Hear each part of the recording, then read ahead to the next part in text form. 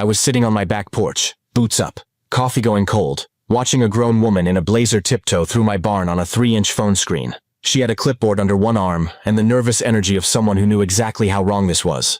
I didn't call the sheriff. I didn't move. I just watched and smiled. Because Linda Marsh, HOA board president, self-declared protector of neighborhood standards, had just walked into the one place on this property she was never meant to survive alone. She was busy looking for violations. She had no idea something in that barn was already looking back at her. I set my coffee down slowly. This was going to be worth every letter, every fine notice, every certified mail headache of the last 3 weeks. Let me back up, because this didn't start in that barn. It started with a knock. Linda Marsh didn't just move into a neighborhood, she conquered it. 3 years as HOA board president, and she ran that title like a military commission. She had a laminated badge she wore to community meetings, a color-coded violation clipboard she carried like a weapon, and a smile that never once reached her eyes. People on our street learned quickly. Cross Linda and you'd find a citation on your door before your coffee was ready. She got a retired veteran's flag taken down over a size technicality. She fined a 74-year-old widow 3 consecutive months for garden gnomes. She personally reported a 12-year-old's lemonade stand for operating without a permit, not because the rules demanded it, but because she could. That was the point. Power wasn't something Linda used. It was something she collected. And the moment she turned that clipboard toward my farm, I knew she wasn't coming to inspect. She was coming to own something that wasn't hers. What Linda never bothered to learn, and this is the part that still makes me smile, is that some land doesn't negotiate. And some of us have been waiting for exactly this kind of visitor. The first letter arrived on a Tuesdays. Barn exterior paint, and I want you to understand this, was described as visually inconsistent with community aesthetic standards. My barn was red. It had always been red. Every barn within 40 miles was red. Red is the default setting of barns everywhere on this planet. I read the letter twice, wrote a calm, documented response, CC'd my attorney, and went back to work. The second letter came 6 days later. My rooster, Colonel, a Rhode Island red with the confidence of a man who owns the room, was allegedly in violation of Section 4B, Subsection 9 of the HOA noise ordinance. Crowing before 8 in the morning. Colonel was a rooster crowing. At dawn wasn't a habit, it was his entire career. I CC'd my attorney again and gave Colonel an extra handful of feed. The third letter accused my livestock of being, and this is a direct quote, visually offensive to community members passing the property boundary. My horses. Visually offensive. I framed that one. Then came the certified letter. Linda was demanding access to inspect my property within 48 hours, or she would pursue legal action. I read it once, set it on the counter, and didn't respond at all. Not because I was rattled. Because I already knew something Linda hadn't thought to check. Something that would make every letter, every citation, every clipboard she ever carried completely irrelevant. She came on a Thursday morning, and she didn't come unprepared. I want you to sit with that for a moment, because this wasn't a spontaneous decision, a moment of poor judgment, or an accident of ambition. Linda Marsh drove to my property with bolt cutters in her trunk. She had planned this. She had thought it through, packed her tools, rehearsed her justification, and decided that a padlocked gate was merely a suggestion standing between her and what she considered her professional duty. The chain hit the gravel before 8 in the morning. Colonel was still mid-announcement. She pushed the gate open, clipboard already raised, and walked onto my property like she'd been deeded the place overnight. She moved through the barn first, photographing feed bags, measuring stall widths, scribbling notes with the focused energy of someone building a case. Then she crossed the yard, tried the back door of the farmhouse, found it unlocked, and walked straight in. Just like that. No hesitation. No pause at the threshold where a reasonable person might stop and think, this is someone's home.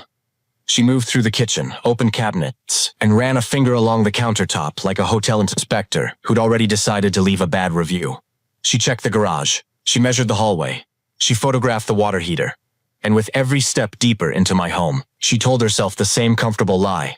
Most people tell themselves when they're doing something they know is wrong, that the reason behind it made the action acceptable. It didn't. But Linda wasn't thinking about that. She was thinking about citations. She was thinking about leverage.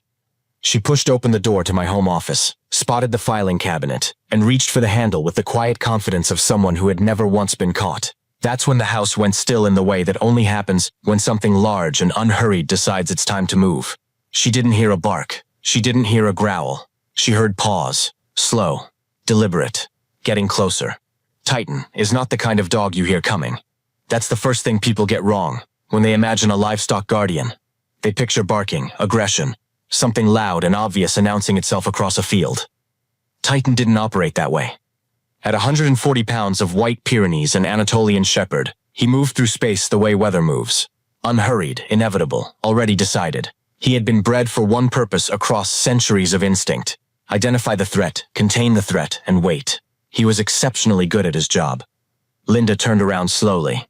The way people turn when something in their nervous system registers danger before their brain catches up.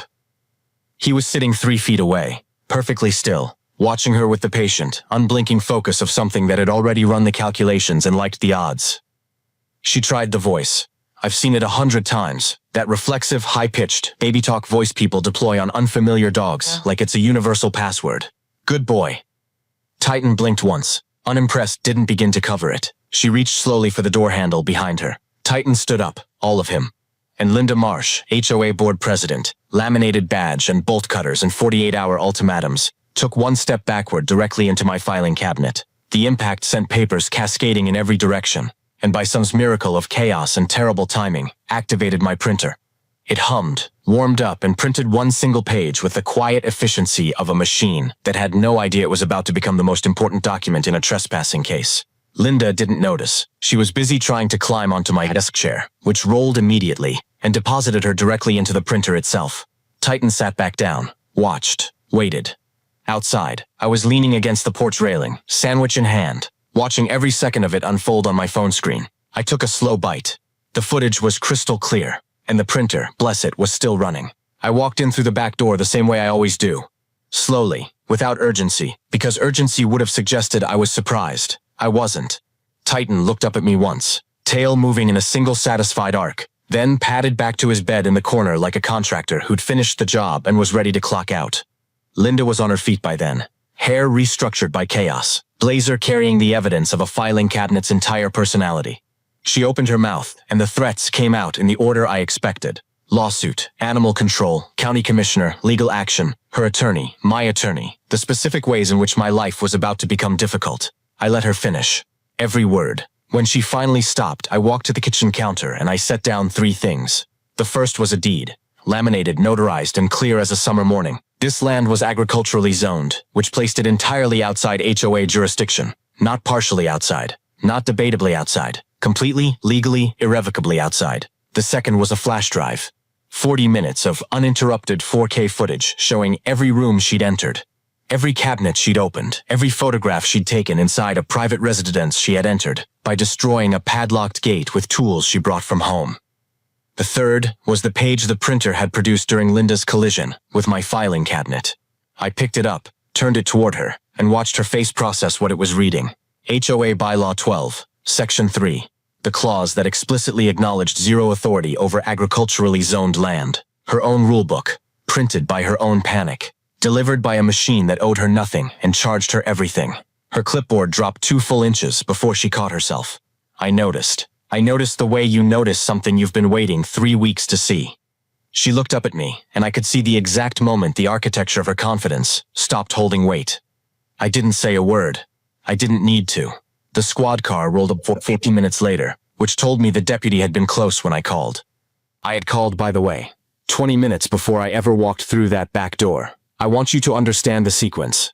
I had watched Linda enter my home on a live camera feed, documented the timestamp, contacted the sheriff's department, and then made a sandwich.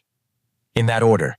The deputy stepped out, assessed the situation in about 4 seconds, and turned to Linda with the particular patience of someone who had stopped being surprised by people a long time ago.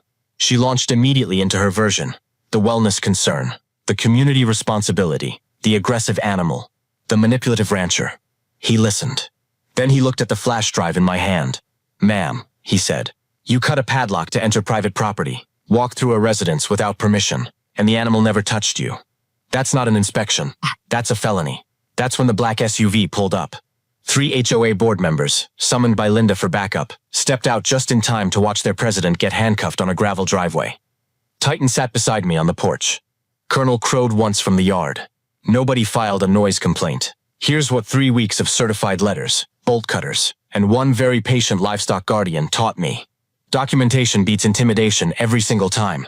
Know your land. Know your rights. Know exactly where your property ends and someone else's authority doesn't begin. Linda Marsh walked onto my farm, believing that confidence was the same thing as power. It isn't. Preparation is power. Titan is power. A laminated deed and 40 minutes of 4K footage is power. She learned that lesson on a gravel driveway in front of her own colleagues. I just provided the classroom. If Karen got exactly what she deserved, hit that like button, subscribe for more, and drop one word in the comments: justice.